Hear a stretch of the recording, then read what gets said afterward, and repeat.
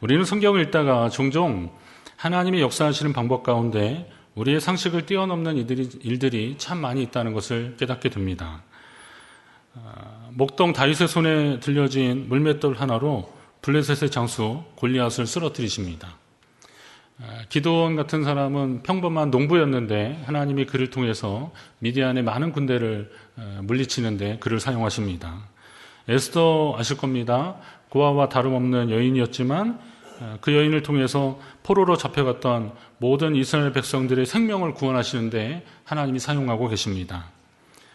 저와 여러분도 부족한 존재들이지만 하나님이 역사하신다면 가장 좋은 주님의 도구가 될 줄로 믿으시기 바랍니다. 오늘 말씀은 그것이 핵심입니다.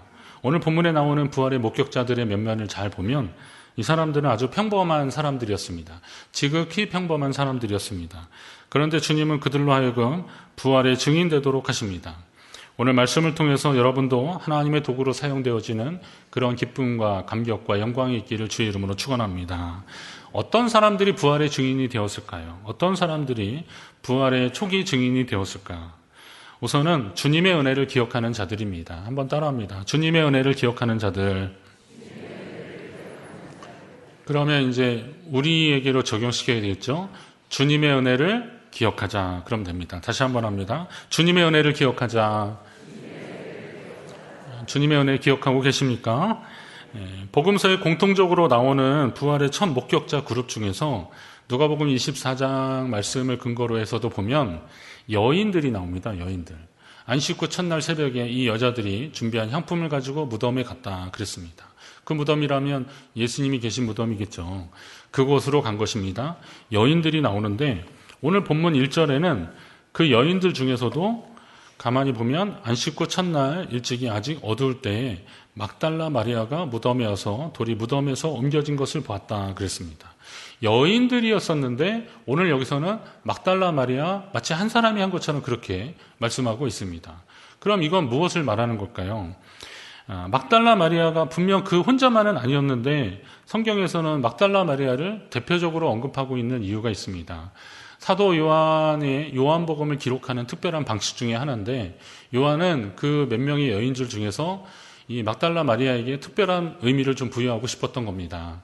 그건 뭐냐면 막달라 마리아가 주님의 은혜를 경험한 사람들이기 때문에 그렇습니다. 물론 예수님 옆에 있었던 사람들은 다 주님의 은혜를 경험한 사람들이지만 오늘 막달라 마리아는 특별히 주님의 은혜에 대한 간절함이 있었고 그 은혜를 기억하는 그런 사람이었습니다.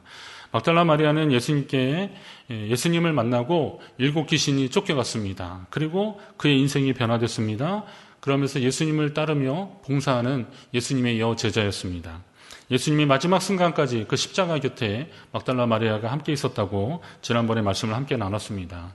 예수님이 돌아가신 후에 유대의 풍습에는 시신이 썩기 전까지 그 영혼이 거기 함께 머문다 이런 생각들을 하고 있었습니다. 그러다 보니까 장례를 치른 그 시신에 향품을 발라줬습니다. 적어도 한 3, 4일은 향품을 발라줬는데 그 관습을 따라서 오늘 막달라 마리아가 향품을 준비해서 예수님의 무덤으로 간 것입니다. 근데 아무리 관습이 그렇다 하더라도 여인이 무덤에 가서 시신에 향품을 바르는 것은 이게 보통 일이 아니에요. 그럼에도 불구하고 이 막달라 마리아가 그 일을 할 수 있었던 이유는 뭡니까? 바로 주님의 은혜 때문이었다는 겁니다. 그 은혜가 너무 크고 그 은혜가 너무 감사하여서 그 두려움을 극복하며 무덤가로 갔던 겁니다. 신앙생활 하면서도 가만히 보면 은혜 아니면 주님께 진정한 헌신과 충성이 불가능하다는 것을 우리는 깨닫게 됩니다.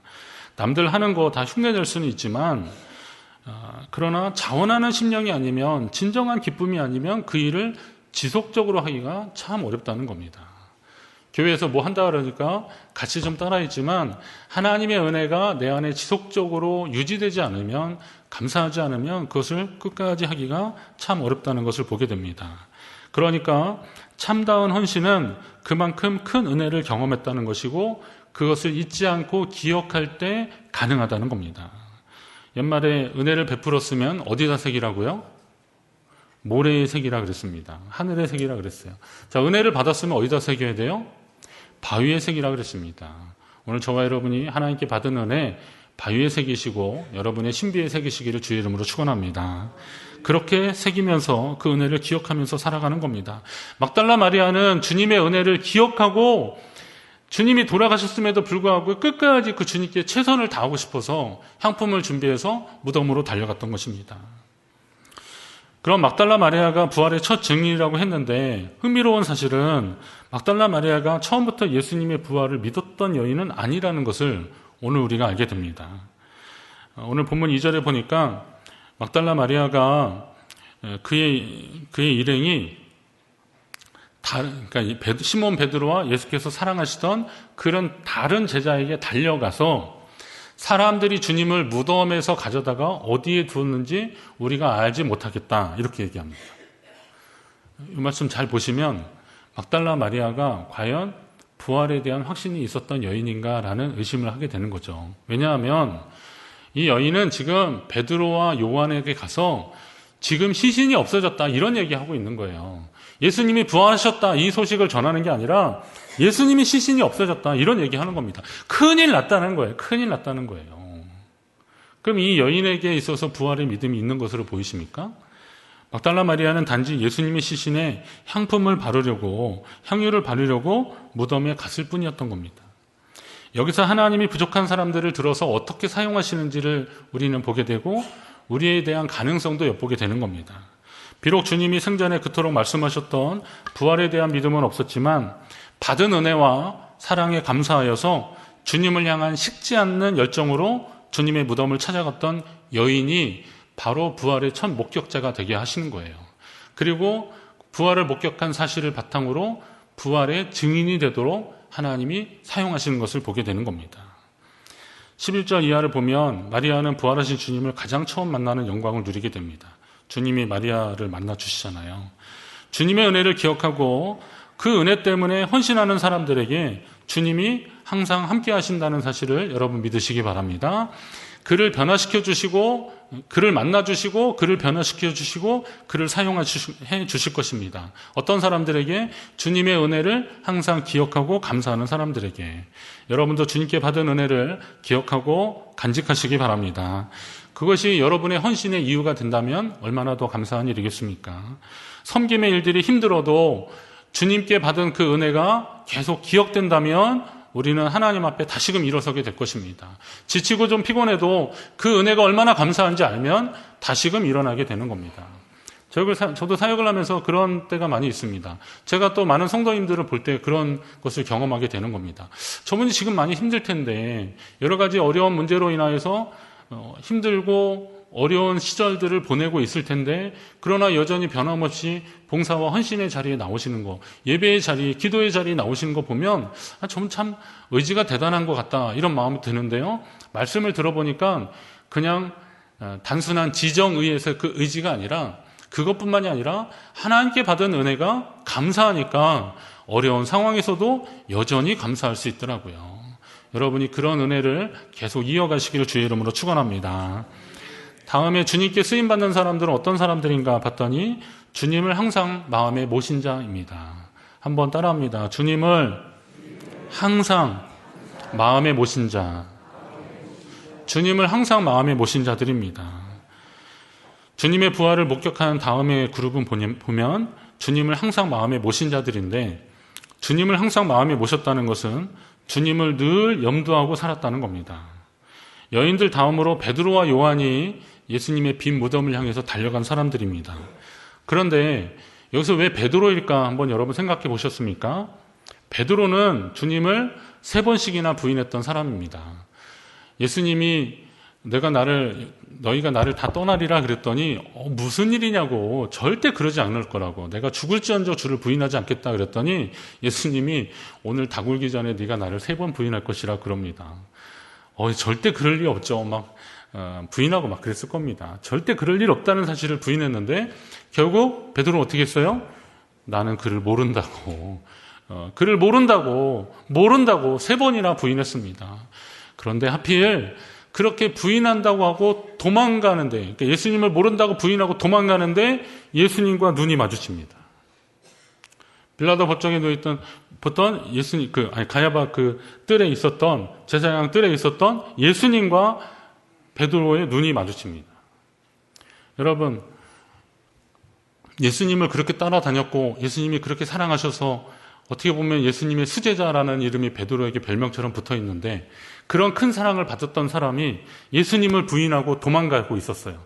그런데 예수님과 눈이 마주쳤어요. 그럼 베드로의 마음이 어땠을까요? 집에 돌아와서 그냥 다 잊고 잠을 잘 수 있었겠습니까? 밥을 먹으면서 에이 그냥 죽은 사람은 죽고 나는 살아야지 그러면서 밥 먹겠습니까? 베드로는 한순간도 주님을 배신한 생각에 그 죄책감 때문에 주님을 잊어버릴 수가 없었던 겁니다. 죄송스럽고 그래서 베드로는 눈물의 나날을 보내고 있었던 겁니다. 그런 베드로의 심정을 아는 제자 중에서 막내 사도 요한이 예수님 끝까지 봤잖아요. 그리고 장사 지내는 것까지 봤잖아요. 그래서 가서 베드로 형님한테 이야기를 하는 거죠. 예수님 아리마대 사람 요셉이라는 사람이 아무도 사용하지 않은 자기 무덤을 내줘서 거기 장사 지냈어요. 근데 밤에 그 예수님 찾아왔던 니고데모라는 사람 있잖아요. 이 사람이 예수님을 향해서 위해서 향품을 준비했더라고요. 그래서 장례 잘 치렀어요. 예수님 그 골고다 언덕 그 한쪽에 거기 계셔요. 라고 베드로에게 가서 이야기를 했을 겁니다. 그러니까 베드로는 그나마 그 전해주는 이야기 듣고 위로 삼으면서 그렇게 둘이 서로를 의지하면서 있었을 겁니다. 이러한 사람들에게 오늘 여인들이 찾아간 거예요. 이 상황들을 알기 때문에 누구보다도 예수님을 마음에 두고 있는 사람이 누구냐? 베드로라는 걸 알았기 때문에 오늘 막달라 마리아가 그 제자들을 찾아갔던 겁니다. 이 여인들이 전해준 소식을 듣고 그들이 어떻게 했어요? 즉시로 달려갔다 그랬어요. 무덤을 향해서 달려갔습니다. 예. 둘이 함께 달려갔는데 거기 보면 그 둘이 같이 다름질하더니 그 다른 제자가 베드로보다 더 빨리 달려가서 먼저 무덤에 이르렀다. 저는 이 대목도요, 사도 요한이 요한복음을 쓰면서 얼마나 이렇게 자세하게 기록했는지를 볼 수 있는 대목 중에 하나인데, 베드로는 예수님의 무덤 위치를 정확히 알 수 있을까요, 없을까요? 도망갔기 때문에 잘 몰랐을 겁니다. 근데 사도 요한은 끝까지 마지막까지 있었기 때문에 어딘지 아는 거죠. 그래서 달려가는 거예요. 그런데 베드로는 요한보다 먼저 갈 수 없었어요. 왜? 어딘지 모르니까. 근데 요한은 갔어요. 그런데 요한이 멈춰요. 왜요? 무덤이니까. 무덤 앞에서는 누군지 확 들어가는 게 아니에요. 멈추는 거예요. 왜? 죽은 자는 좀 부정하다는 생각이 있었기 때문에. 그런데 베드로가 뛰어 들어갑니다. 그리고 봤더니 예수님을 쌌던 세마포가 한쪽에 치워져 있고 머리를 쌌던 수건도 한쪽에 쌓여져 있었다 그랬어요. 어떻게 된 거예요? 예수님이 없어진 겁니다. 오늘 8절 말씀에 보면 그때야 무덤에 먼저 갔던 그 다른 제자도 들어가 보고 믿더라. 다른 제자는 이제 요한을 말하는 건데, 믿었다는데, 여러분이 믿었다는 게 예수님의 부활을 믿었다는 말이 아니라는 거 아시겠죠? 이거는 여인들의 말이 틀리지 않았다는 것을 믿었다는 거예요. 누가 예수님의 시신을 어디다 옮겨놨는데 어디로 갔는지 모르겠다. 아니 세상에 그런 일이 어딨어. 누가 예수님의 시신을 만졌어. 그러면서 달려가 봤더니 진짜 없는 거예요. 그러니까 그제서야 여인들의 말이 사실이라는 것을 믿었다는 겁니다. 그러면 이 사실은 무엇을 의미하는 겁니까? 베드로와 요한이 아까 여인들의 경우처럼 예수님의 부활을 짐작하고 믿었던 사람들은 아니라는 거예요. 베드로와 요한조차도 예수님의 부활을 완전히 믿고 신뢰했던 사람들, 부활을 고대했던 사람들이 아니라 이 사람들이 이 사건 기록만 보더라도 그냥 예수님의 시신이 없어진 것 때문에 함께 놀라고 당황했던 사람들이라는 거예요. 9절에 그 지문으로 보면 뭐라고 되어 있습니까? 그들은 성경에 그가 죽은 자 가운데서 다시 살아나야 하리라 하신 말씀을 아직 알지 못하더라 그랬어요. 알지 못한 거예요. 아직 믿지 못한 거죠. 그리고 10절에 보면 이제 두 제자가 자기들의 집으로 돌아가니라. 예수님의 부활을 믿은 사람들이라면, 그 사실을 경험한 사람들이라면 그냥 집에 갔겠습니까? 난리가 났겠죠. 예수님 부활하셨다고 전환이라고 막 정신 없었겠죠. 그런데 그들은 그냥 집으로 돌아갔다 그랬습니다. 주님의 가장 측근이라고 할 수 있는 베드로와 요한조차 주님의 부활 사실을 믿지 못했다는 것은 우리의 생각으로는 뭔가 좀 이상합니다. 아니, 베드로와 요한이 그걸 몰라? 그럴 수 있을까?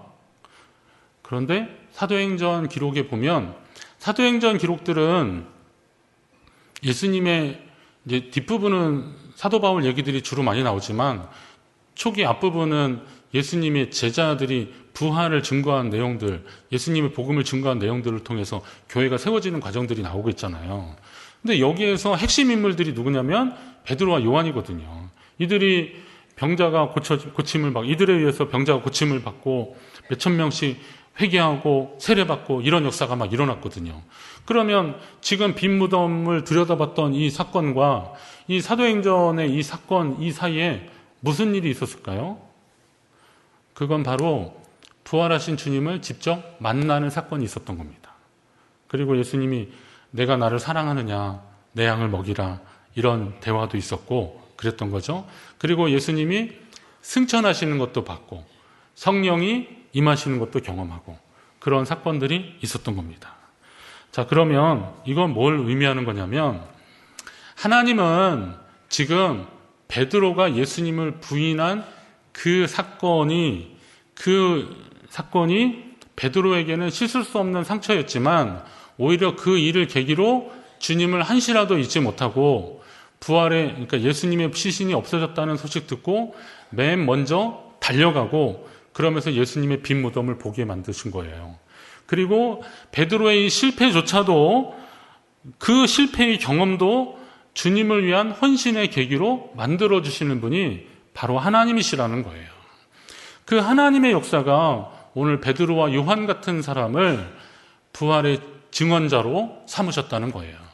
실패도 하나님의 역사를 하기 위한, 하나님의 역사를 경험하기 위한 계기로 삼으신 하나님이시라면 오늘 우리의 연약한 부분도 하나님이 사용하실 줄로 여러분 믿으시기 바랍니다. 부족한 우리를 가장 확실한 주님의 증거자로 변화시키는 하나님의 역사가 분명히 있었던 겁니다. 오늘 실수하고 완벽하지 않은 여러분의 모습들이 나중에는 더없이 귀한 복음 전파의 도구가 될 것입니다. 지금 여러분이 부족하다고 낙심하지 마십시오. 실수했다고, 실패했다고 거기서 멈추지 마십시오. 오히려 그럴수록 주님을 더 기억하십시오. 항상 마음에 두십시오. 그럴 때 하나님이 역사하시고 만져주시면 여러분은 그 누구보다도 귀한 하나님의 사람으로 쓰임받을 줄로 믿으시기 바랍니다. 그렇다면 부활은 단순한 기억이 아니라 지금도 분명히 체험할 수 있는 하나님의 역사가 되는 것입니다. 부활 사건은 단지 2000년 전에 일어난 한 사건이 아닙니다. 오늘도 구체적으로 체험할 수 있는 사건이라는 겁니다. 주님이 부활하신 후 많은 사람들을 만나신 것은 그들로 하여금 부활을 체험한 증인이 되라고 하신 것이거든요. 뒤에 나오지만 주님은 제자들이 모여 있는 방에 들어가십니다. 그런데 그때 요한복음 20장 19절에 보면 문의 상태가 닫혀 있었다 그랬어요. 이날 곧 안식구 첫날 저녁 때에 제자들이 유대인들을 두려워하여 모인 곳에 문들을 닫았더니 문도 닫았고 창문도 닫았고 막 그랬을 겁니다. 이제 사람들이 두려워서 문을 굳게 닫았는데 예수께서 오셨다요. 그랬어요. 그리고 그들 가운데 서서 이르시되 너희에게 평강이 있을지어다. 그랬습니다. 자, 문이 굳게 닫혀 있었는데 예수님이 그 문을 지나서 오신 거예요. 시공을 초월해서 오신 겁니다. 그러면 우리가 한번 생각해 봐야 되는데 예수님의 무덤을 가로막고 있었던 돌은 굳이 치워질 필요가 있어요, 없어요? 예수님은 무덤에 돌이 막혀 있다고 해서 부활하신 주님이 못 나오시겠습니까? 그런데 그 돌이 한쪽으로 치워져 있었어요.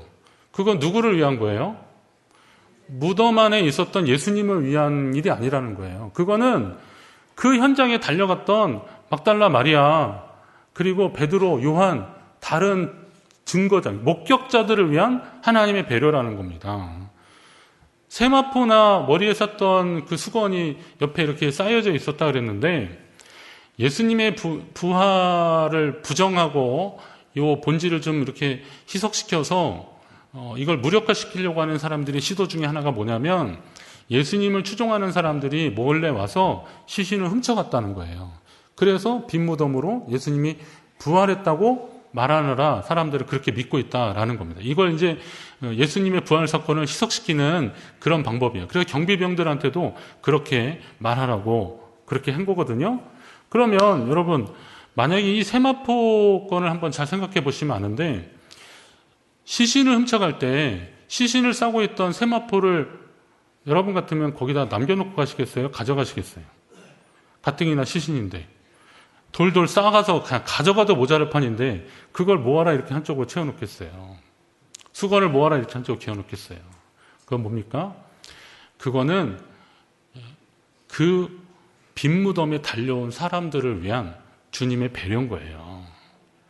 그냥 문을 지나가셨던 분인데 돌 하나 못 나오시겠습니까? 그런데도 돌이 치워져 있다는 것은 그 사건을 본 사람들이 앞으로 주님을 만나고 그리고 성령 체험하고 그리고 부활의 증인으로서 그렇게 살아갈 때 그들 삶에 있어서 부활의 생생한 그 현장의 목격자로서 그들의 증언을 더 풍성하게 하기 위한 하나님의 배려고 하나님의 뜻이라는 거예요. 저는 이 말씀을 그렇게 읽고 이해하면서 하나님이 지금까지 제게 베푸신 은혜와 사랑이 그냥 저만을 위한 것은 아니라는 사실을 느꼈어요. 여러분 살면서 하나님이 여러분에게 베푸신 은혜와 사랑들 있잖아요. 그건 여러분 한 사람만을 위한 것이 아니라는 거예요. 여러분이 하나님과 함께 지내면서 하나님의 은혜를 감사하면서 하나님을 항상 마음에 모시고 우리 주님을 마음에 모시면서 살 때 하나님이 어떤 일을 하셨는지를 여러분이 알기를 원하시는 거고 그것이 또 다른 사람들에게 증거되기를 주님은 원하시는 겁니다. 여러분이 하나님께 받은 그 은혜를 더 많이 증거하시기를 주의 이름으로 축원합니다.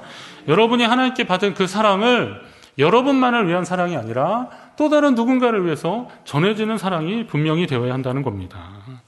성경 곳곳에 주님의 이러한 배려가 있듯이 여러분의 삶의 곳곳에 주님이 여러분에게 베푸신 그 은혜와 사랑의 흔적들이 있는데 이것은 여러분 자신만을 위한 것이 아니라 여러분을 통해서 복음이 전해지기를 필요하는 사람들, 기다리는 누군가를 위해서 하나님이 우리에게 주신 사랑의 손길이라는 것입니다. 사랑하는 성도 여러분, 사실 우리는 참 부족한 존재들입니다. 연약한 존재들입니다. 그러나 주님은 우리를 통해서 일하기를 원하시더라고요. 부족한 우리를 통해서 일하기를 원하시는 겁니다. 주님 만나는 특별한 경험과 말할 수 없는 은혜로 우리에게 주님은 힘을 실어주고 계시는 겁니다. 그 일들을 통해서 우리가 주님의 복음을 전하는 증거자가 되기를 원하시는 거죠. 오늘 본문에 나오는 사람들이 처음부터 부활에 대한 확신을 가지고 그 부활을 증언한 사람들이 아니라는 것을 오늘 제가 계속 말씀드렸습니다. 그렇지만 훗날 그들이 누구보다도 더 확실한 부활의 증인이 될 수 있었던 것은 주님의 은혜를 감사하는 마음이 있었기 때문에 그리고 실패한 경험이 있음에도 불구하고 주님을 항상 마음에 두고 살았기 때문에 하나님은 그들을 사용하실 수 있었던 겁니다. 어제 우리 교역자들 회의 전에 말씀 읽고 기도하는데요.